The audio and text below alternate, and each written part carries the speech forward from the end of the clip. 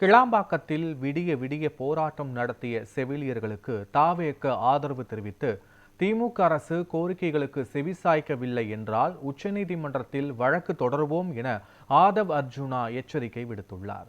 தமிழகம் முழுவதும் அரசு மருத்துவமனைகள் மற்றும் சுகாதார நிலையங்களில் பணியாற்றி வரும் செவிலியர்கள் தேர்தல் வாக்குறுதிகள் நிறைவேற்றப்படாதது, பணி நியமனம் இல்லாதது, பணி நீக்கம் செய்யப்பட்டவர்களை மீண்டும் அமர்த்த வேண்டும் உள்ளிட்ட கோரிக்கைகளை வலியுறுத்தி சென்னை சேப்பாக்கத்தில் உண்ணாவிரத போராட்டத்தில் ஈடுபட்டனர்.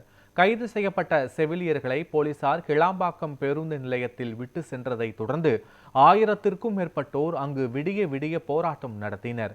இந்த நிலையில் போராட்ட களத்திற்கு சென்ற தாவேக தேர்தல் பிரச்சார மேலாண்மை பிரிவு பொதுச் செயலாளர் ஆதவ் அர்ஜுனா செவிலியர்களுக்கு ஆதரவு தெரிவித்தார்.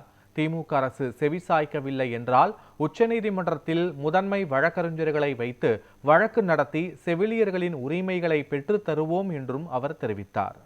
இந்தியாவுடைய டாப் 2 அட்வொகேட்டை நாங்கள் சீனியர்ஸை உங்களுக்கு லீகலாக சப்போர்ட் பண்ணுறதுக்கு நாங்கள் தயாராக இருக்கிறோம்.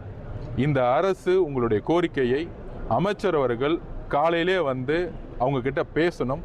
குறைந்தபட்சம் 2000 பெண்கள் இன்னைக்கு நடு ரோட்லையும் இந்த பஸ் ஸ்டாண்ட்லையும் குழந்தைகளோடு இருக்கும் பொழுது ஒரு மனிதாபிமானத்தோட பார்க்கக்கூட முடியாத ஒரு அரசு, ஒரு அமைச்சர் தான் இன்னைக்கு இருக்கிறது தான் மிகப்பெரிய வேதனை.